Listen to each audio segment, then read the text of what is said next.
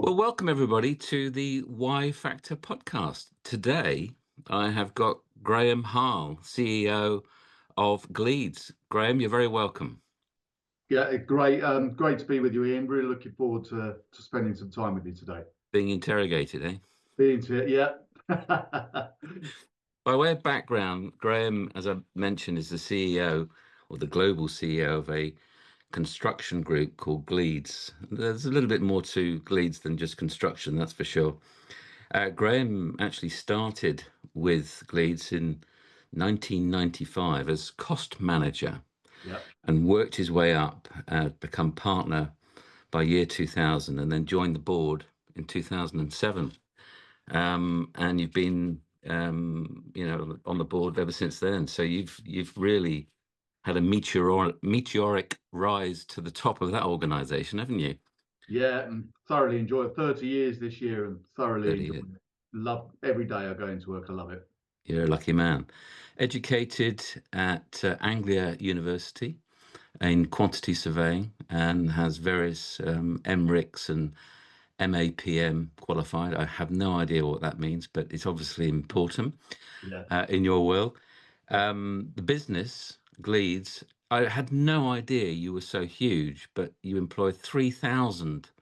people and turn over about £350 million globally with huge expansion into the US market, I understand.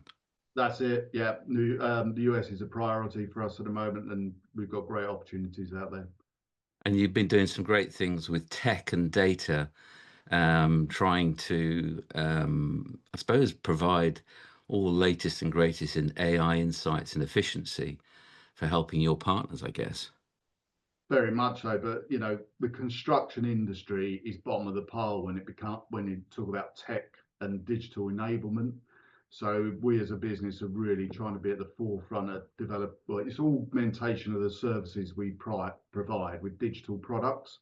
So we're very focused on that and service improvement, as you said, efficiencies come with that as well. Yeah, well, AI is hitting every business. It is. It is. Certainly within the world of that I spend, paper and packaging is hitting very hard. So, look, without going into sort of too much detail, I know you're a keen sportsman. You Yeah. like coaching football, travel, family time, and I know you've done some amazing things with looking after people that have coming from Ukraine. I don't know whether they Yes. still are still with you, but What one of them still is. Would you believe it? Yeah. wow, Over oh 3 years. Yeah. wow. Well, I think that demonstrates your generosity, Yeah. because I can imagine that's been quite challenging at times. Yeah. Yeah. It has. Yeah. Yeah. Yeah. Well, look, you're very welcome. As I said, I have a few questions for you, and I always start with the first question, which is, where's the most inspiring place you've had the privilege of visiting? Yeah. Great question. I mean, I am incredibly fortunate as a person that even from a young child, my family took me overseas and we travelled a lot. Came with my dad's business as well. With Gleeds as a business, we've got circa 60 offices overseas, all over the world, which has enabled me to travel. And we've always travelled with my wife and my three children. And certainly now, as the three are in their 20s, my wife and I can travel a bit more on our own. And I'd say, and it's a really difficult question to answer, but the one place I've been to recently that really hit me from a culture perspective was Vietnam. So Right. my wife and I went to Vietnam and Cambodia last March, April for our 25th wedding anniversary.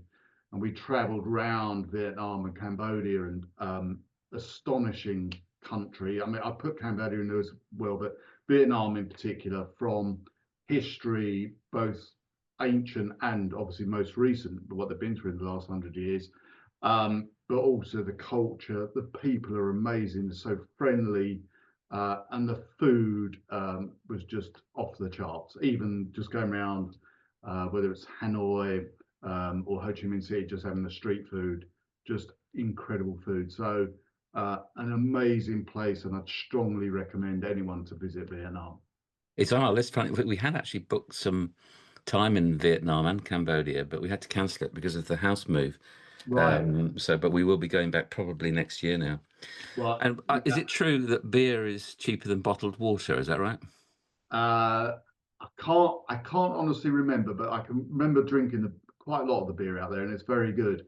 Um, but I can't remember. But yeah, the beer, like the food here, is just incredible, Yeah. and the people just so friendly. We spent a couple of times. We went into people's houses and they cooked us lunch. Oh Um, wow. and we had a translator and everything there. Just yeah, really a wonderful place. Did you do it guided or off your own bat? Bit of both. We had a guide for certain aspects, but when we went to kind of the museums, etc., we just did it on our own. Yeah. You just want to take some and wandering around the cities. You just want to take time and absorb it all in. But some of the real kind of historical palaces, certainly up in Hanoi and Hoi An, we had a guide. But Right. so it mixed up a bit. But yeah, wonderful place. Fantastic. Ah, good stuff. So tell us a bit more about your work and what motivates you. Well, like I said earlier, I mean, I'm incredibly unfortunate. 30 years at Gleeds in October. I've loved every minute of my career there.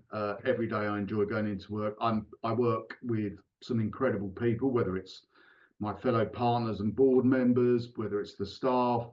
We've got an incredible culture, which we're very proud of and is unique.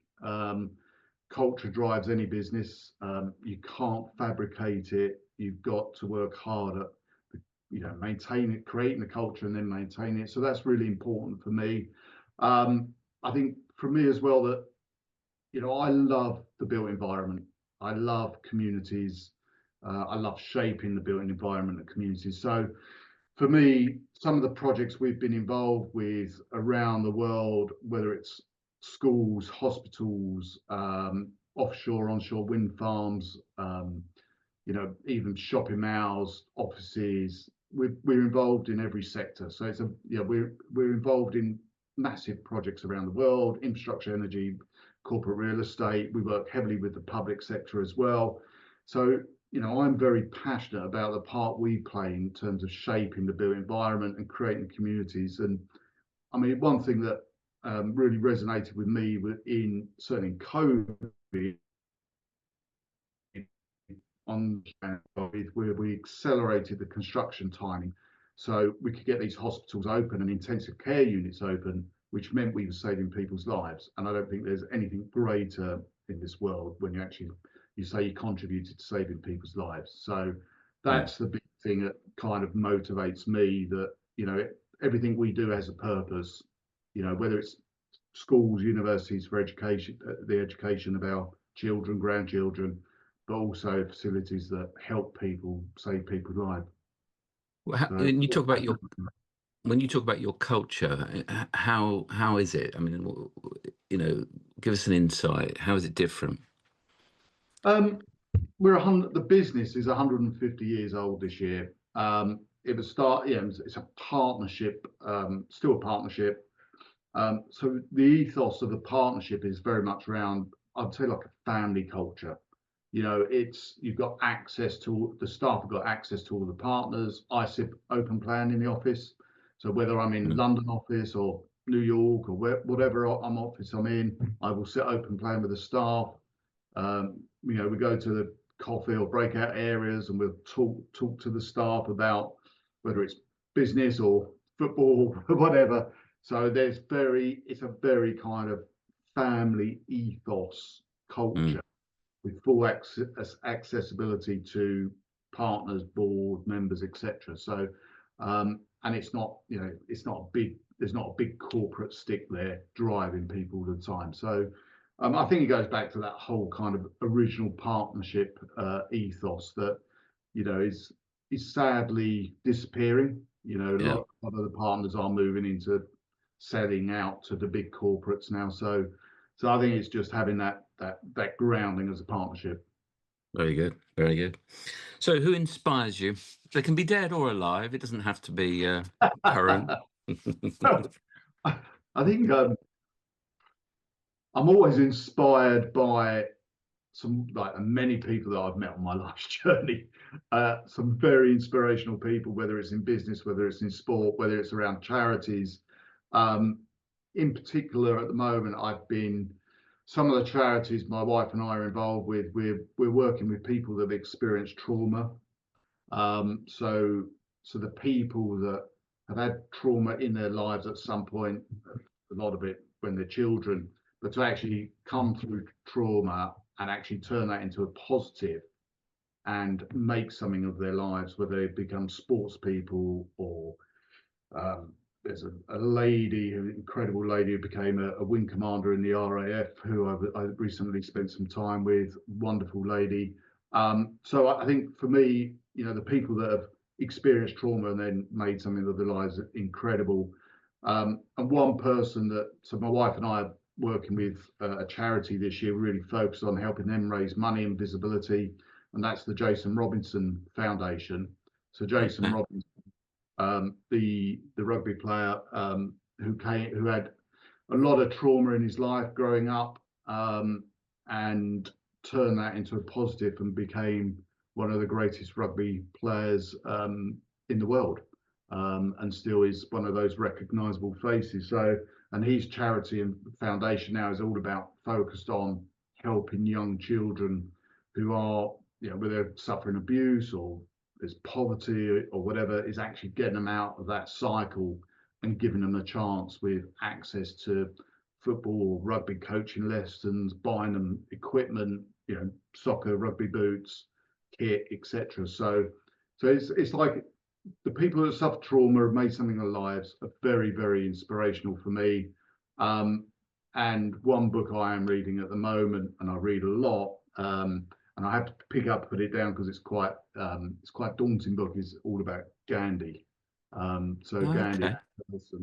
I'm finding quite inspirational at the moment. But the needle moves on these people because I read a lot and I get introduced to a lot of incredible people all the time. Oh, fantastic. Gandhi, eh? Mm. Yeah, well, Yeah, he had a very tough life, didn't he? indeed. So, thinking about your challenges through your life, what's been the biggest challenge that you've had to overcome? Um, oh, there's always challenges every, I wouldn't say every day, but certainly every week. There's always a challenge which comes with running a business, and having a family. So there's always a challenge. Um, from a personal perspective, um, probably my biggest challenge was when I got hit by a car when I was cycling in COVID. Right. Interesting. Probably at the time I didn't realise the psychological impact of that event, but I'd been out for a long cycle ride out from where we are in Malden, out towards Colchester, around Mersey Island. Was coming back, was in Wickham Bishops, which is not far from home, coming down a hill there, and a car pulled out in front of me. I was obviously going quite fast, 25, 30 miles an hour, because it's downhill, maybe more. The person driving said they didn't see me. I have no recollection of the actual impact and the until I kind of came round. People around me shut the road, and it was really then when I got taken into the resuscitation unit at Broomfield Hospital, with no feeling in my legs, and you're lying there on a board in a neck brace, thinking, "Oh my God, I'm paralysed. What's going to happen? Career, family." Luckily, it was just trapped nerves and the impact and so over time the movement came back. But so cuts and bruises, but it was really the psychological effect thereafter, because I love my cycling, and so I am just incredibly nervous when I go out cycling on the roads now. So I go out a couple of times a week around our area, around Malden and etc. And I'm just incredibly nervous on the road. So, and I love my cycling, so I still cycle.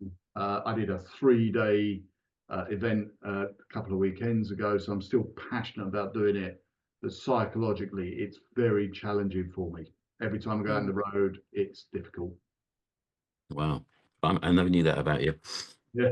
So going back to your first job, what did it teach you that is still relevant today? Um, I think my first full-time job, when I came out from doing my A levels and I did an apprenticeship program. I had some part-time jobs, but my first proper job, and I was, yeah, like I say, doing an apprenticeship, part-time degree at Anglia University, was a company called Harris Rourke and Simpson as a quantity surveyor. And the people I work with there, who are still friends today, interestingly, I still meet up with them, and that's 36 years ago we met. Um, but it was an incredible team. So we had, again, the culture piece. So that made me always really realize the importance of culture. An incredible team of people. The teamwork was fantastic. If anyone was in any difficulty on something, everyone kind of rallied round to support. So it was really good. The ethos around teamwork was something that stuck with me all the way through my career, and never to criticise anyone, always support people, and teamwork. Always will overcome any eventuality or any crisis you may have. So the teamwork really really important. But the other thing that company was really focused on the customer. Yeah. So they were the customer, the clients, they spent a lot of time with the clients, whether it's in a social environment or whether it was, having a coffee in the office, always talking them through the risks, the challenges, the opportunities of real estate developments. And it was just the communication piece. It was the constant interaction with clients and customers. So, always look after your customer. And bearing in mind, this was prior to mobile phones. We have one computer in the office. So it was before the whole kind of the world exploded with computers and mobile phones. So, but we always found a way to stay close to clients and customers and communicate with them. So, for me, that environment, and like I say, incredible fond memories. I had 6 years there, still in contact with some of the people I work there with, teamwork, and the clients, customers, so important. One thing that you said there about not criticizing people, I thought that was very interesting. Something that my mother actually instilled in me and my brother and sister. There's no value in criticizing people. Find their strengths. We've all got weaknesses. They're easy to criticize. I like Oh, that. Very, yeah, very good. yeah. So, how do you stay sharp as a tack and curious and curiouser? um, two two areas for me, in terms of me personally. Firstly, I'm a great believer in, if you're physically fit, you're mentally fit. So I'm passionate about my sport, my mental health and well-being. So I try and train 4 to 5 times a week, Right. whether it's cycling or running or gym, or it'll be going out for a long walk, and ending up The at, pub. at the pub for a nice lunch afterwards. So my wife and I will go out for some lovely walks around our areas. I love hiking, walking, love skiing, but the 4 or 5 times a week when I'm cycling and running, for me is just a massive relief. Kind of got to that stage in life now where I feel so fantastic after I've done, whether it's cycling, walking, running. I always remind myself when I'm putting my running shoes on how great I'm going to feel at the end. So I never have a Yeah. problem putting on my cycling shoes or my running shoes or my hiking shoes. So that for me is the massive thing, and certainly my family, my wife and the 3 children, very much in that world as well. So skiing together, walking together, etc. And then I think the second aspect for me is, I'm an avid reader. I love reading, and that kind of goes into two parts: current affairs, whether it's the news, stuff online, whether it's newspapers. So I love being up to date with what is happening in the world. and certainly a lot around what's happening with the economy, because what's happening globally in various economies and what's happening with whether it's commodity prices or FX or tariffs or whatever impacts our business. So always try and be, on top of that. And then the second part for me is, R&R, as it were, reading, where I love reading about history. So at the moment, I'm reading about the aftermath of the Marathon. So I love Okay. ancient Greek history, Roman history. I've read kind of history really going from kind of Egyptian up to 11th, 12th century, in that kind of range. Um, Interesting. so yeah, history for me is just, I can't get enough of it. I came back on a flight from New York a couple of weeks ago, and I picked up my book, and I read for about 5 hours solid. Wow. Okay. So I just could not put this book down.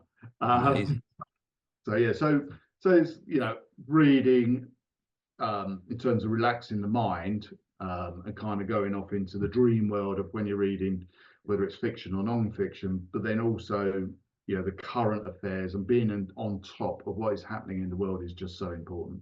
So that's what I think keeps me sharp. I think the other thing about exercise and reading as well is that it helps you to sleep, doesn't it?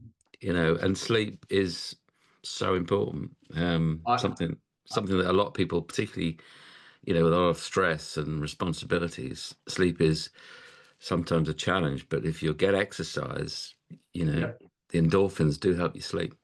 I agree, and I wear my Garmin watch tells me how I sleep every night, and I'm again I'm on top of that. I desperately try and get 8 hours sleep a night, and Yeah. you're so right. Sleep is again one of the biggest factors to your Mm. mental health and well-being, managing stress, and just waking up in the morning and feeling good. You Yeah. want to actually get Yeah. up, not Yeah. feeling lethargic and still tired. So I agree with you.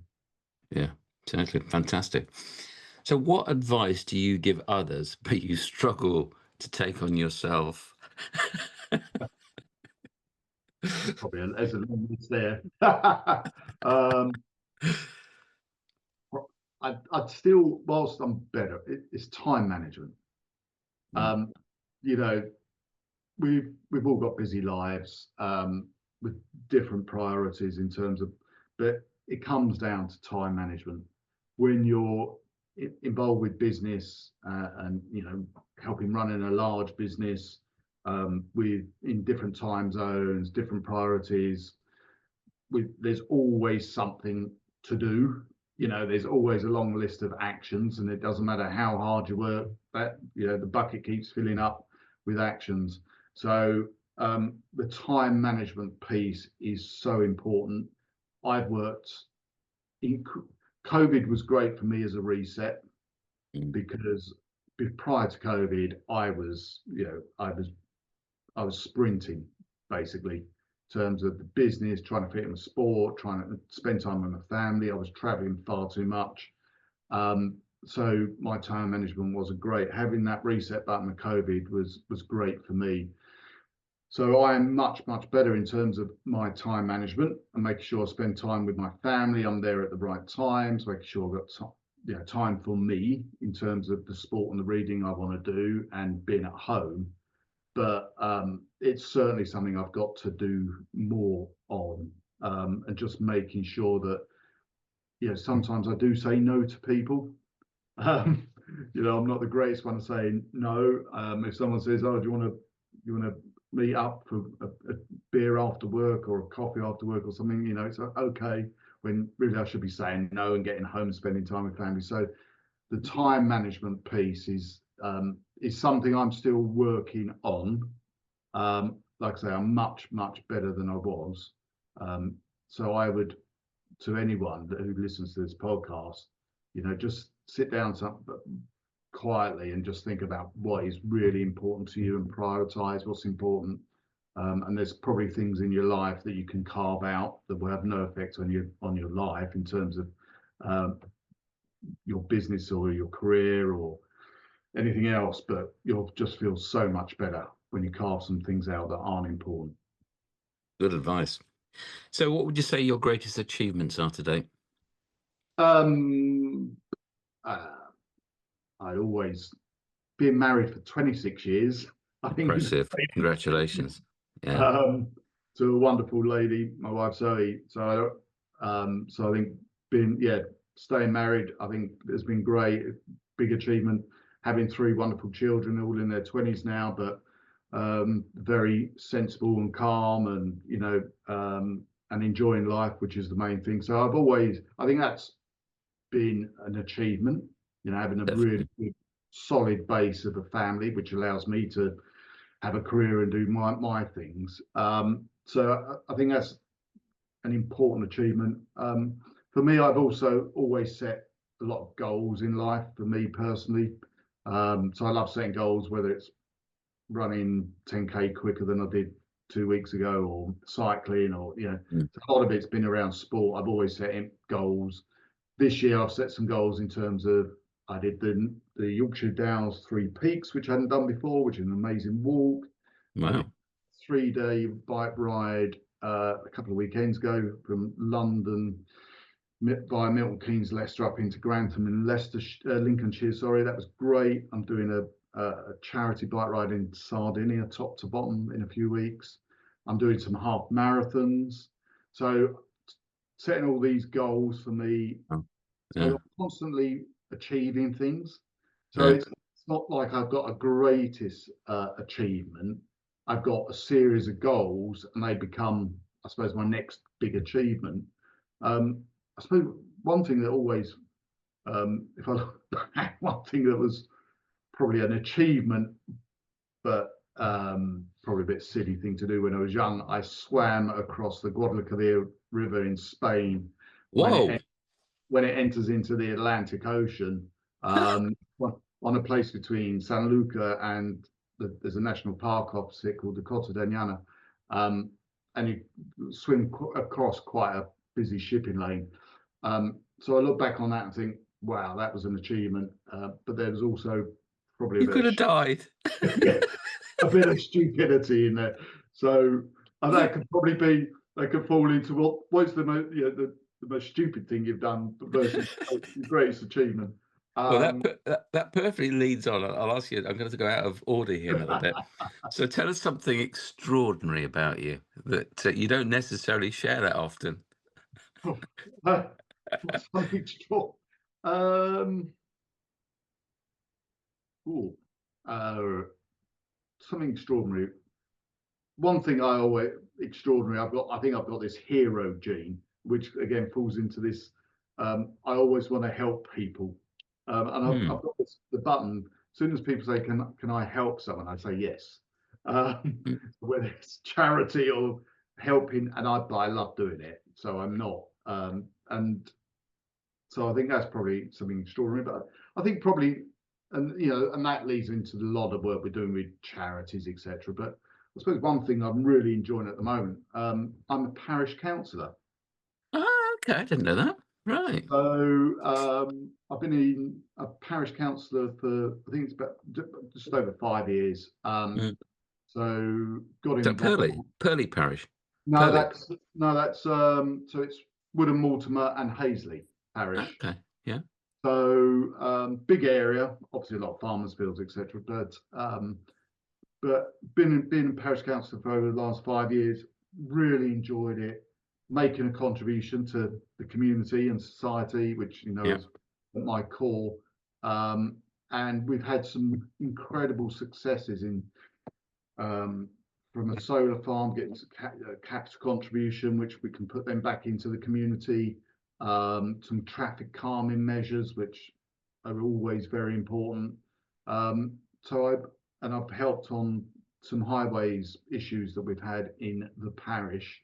So that's something I really, really enjoy, and not many people know that. So Mm, here we are. interesting. Interesting. So, okay. Last question, and then I'll let you get back to your day. So, what book or film has had the biggest impact on you? Um, I there's a book and a film actually. Huh? so so a book, and I've read a lot of books, but one that just sticks in my mind is Man's Search for Meaning by Viktor Frankl. If you've Right. ever read it, it's No. about surviving the Holocaust, basically. Um, it's an incredible book. So I'd strongly recommend you to read it, or anyone who listens to this podcast. It's an incredible book. So that's one of the books I would always pick up again, just because it's the meaning in there, just and it puts life in perspective, and what we think Mm, are challenges actually aren't mm, challenges. mm, So mm. that one for me, in terms of a film, which is also an amazing book, but was Apocalypse Now, by Martin Scorsese. Right. Interesting, going back to the start, about going to Vietnam. So there must be something there interlinked. But the Apocalypse Now, just the film, the direction. I saw the making of Apocalypse Now, and everything that went into the making of the film is incredible, with Martin Sheen, Robert Durval, etc. There's also the fact that I love the book, which is it was based on a book called Heart of Darkness by Joseph Conrad. Um, Okay. so if Huh. you again, if you ever got time, read that book as well. It's not a long book actually, but it's the film is based on that book, and not many people know that. Um, Joseph Conrad. Do you know what? We had to study a book at O level yeah, by Joseph, a secret agent, I think it was, by Joseph right. Conrad. Yep, Yeah. yep. So yeah, he wrote this amazing book about Belgium explorers going up. I think it was the Congo River in end of the 19th century, looking for this rogue ivory trader who was called Kurtz. And those people that know Apocalypse Now, but they had the rogue general in the American army called Kurtz, who was Marlon Brando. So the book and the film are linked. So if you read the book and then watch the film, you'll see the interconnection. But so it's kind of, well, I'll give you two books and a film No, there. that you can do whatever you like. You can do whatever you want.